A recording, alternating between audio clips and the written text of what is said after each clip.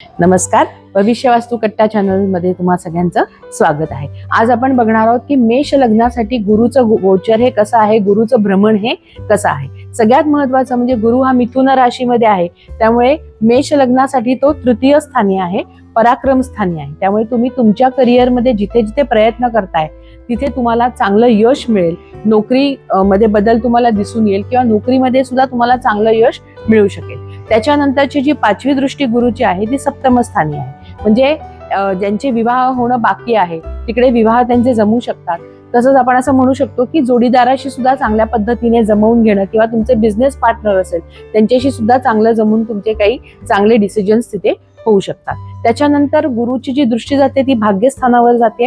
भाग्याने ज्या काही गोष्टी मिळणाऱ्या असतात त्या तुम्हाला निश्चित मिळतील आणि सगळ्यात महत्त्वाचं म्हणजे काही धार्मिक यात्रा वगैरे आहेत त्या सुद्धा या कालावधीमध्ये होऊ शकतात। त्याच्यानंतर जी नववी दृष्टी आहे ही जाते तुमची लाभस्थानावर। तर याच्यामध्ये सुद्धा लाभस्थान असल्यामुळे काय होतं की तुम्हाला तुमच्या नोकरीतून येणारे जे काही लाभ आहेत किंवा काही प्रमोशन ड्यू असतील तर तशा प्रकारची प्रमोशन सुद्धा ते मिळू शकतील किंवा इतर काही लोकांमुळे भावांकडून किंवा तुमच्या काही मित्रमंडळींकडून सुद्धा तुम्हाला काही तिथे फायदा होऊ शकेल। तर हे झालं गुरुचं गोचर।